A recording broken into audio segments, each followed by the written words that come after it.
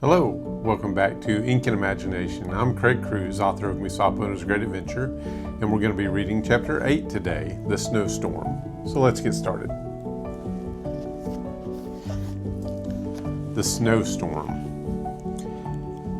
The next few days were spent like the last few had been spent. The three friends would walk and walk and walk. Oftentimes, Star and Moki would wonder if MUSSOPO was sure that this was the way home. But the opossum knew that east was the way home, so they followed him. The three came to a large clearing at the foot of a large mountain. "Are we going up there?" Star asked timidly. "That is east," MUSSOPO said slowly. "It will not be easy," Moki added. At this time, the three stopped at a stream to refresh themselves and to discuss the options that lay before them. "We could start fresh in a new home and maybe head south. It might be warmer," Star suggested and shivered. "We could head north. It may be a lot colder, but maybe we could find a family that would take us all and let us live in a warm house with a large fireplace," Moki said hopefully.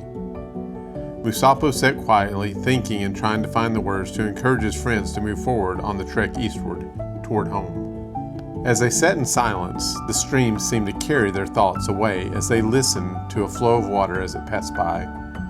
Although it was cold, the rays of sunshine that were poking through were warm on their bodies, and they had grown accustomed to sitting close together to stay warm. Although they were unsure of their future and what to do, they were happy in the company of the others and enjoyed being together. The two rats slowly came upon the stream and saw the unlikely trio from a distance. They were glad they had finally tracked them and immediately started planning their revenge. They knew that the dog was a problem and decided that they would have to attack when he wasn't around. The rats noticed that over the next little while, that although the three huddled together, that every so often the dog would leave the other two, only for a few minutes and then return. One time, while they were watching, Moki made his way toward them with his nose in the air and then to the ground. He inched closer and closer, but never picked up on their scent as they hid in the brush. The rats would get excited when Moki would wander off and start to plan their attack, but before they could get too far in the planning, he would reappear and join his friends. The rats watched as he would circle the rat and possum and then slide right up next to them. One rat looked at the other. "I bet they are warm sitting that close together. They seem to be friends," he said. "Who cares?" the other rat snapped back. "What is wrong with you? Are you going soft on me? Do you want to be their friend?" he continued sarcastically. "No," he yelled. "I was just saying." His voice trailed off as he thought to himself, "I don't know what I was saying." The two rats separated from each other, shivering from the cold, watching the three friends from a distance. When they finally saw the three stand up to move, they tried to hear their conversation, but their distance was too far and only heard whispers. MUSSOPO stood first. "Eastward is the way home, my dear friends. I know that neither one of you have ever experienced home, but I have. While I cannot promise a perfect life there, I do know that the summertime is warm and winters are cold, but there are cool places to be in the summer and warm places to stay in the winter. It is not and will not be perfect, but it can be good."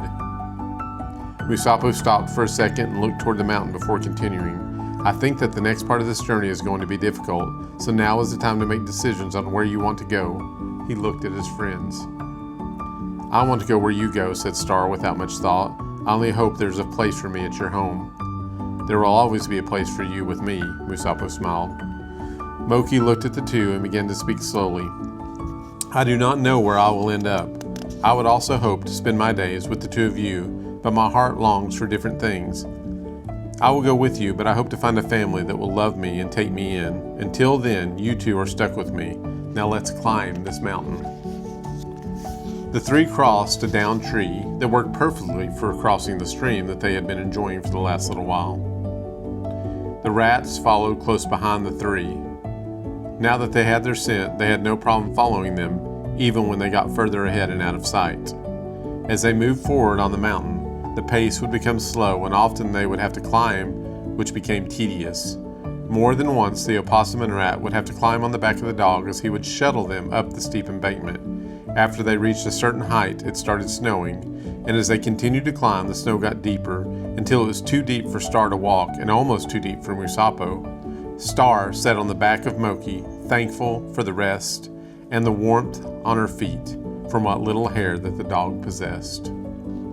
Before nightfall, the snow had gotten very deep, and now the dog was carrying both the opossum and the rat on his back. This was not easy for Moki, but he didn't complain. They were at the top of the mountain as it got dark and in need of a warm place to stay for the night. They looked for a hollowed-out log or a cave, but everything around them was white, and the snow was still falling, making it hard to see. Moki pushed through the heavy snow. It took all that he had with the two animals on his back to walk in the deep snow. He had icicles hanging from the edge of his mouth as the drool froze in the cold air. MUSSOPO and Star huddled close with their heads down, unable to assist their friend at all. In the distance, Moki couldn't believe his eyes. It looked like a small house. He pushed his way forward using all of his strength. There was no smoke from the chimney as he got closer, so it appeared to be abandoned, or maybe a summer getaway for someone, or a hunting cabin. Either way, it looked inviting to him. He made it onto the porch of the small cabin as his friends climbed off of his back. Moki scratched and pushed at the door, but it didn't budge. Star climbed a chair that was on the porch and peered into the window. It looked very inviting. MUSSOPO climbed back onto Moki's back and tried the doorknob. It took a couple of tries, but all of a sudden it opened and the three animals found themselves inside of the small cabin. Once inside, they found it to be much warmer than the outside winter storm. It didn't take long to find some bits of food. They didn't find a lot that Moki could eat, but the crackers were soft enough for him. The three filled their stomachs and then got onto the couch. Moki pulled the blanket that was draped over the back of it, and the three of them nestled inside of it. It could not have been warmer, and they fell asleep.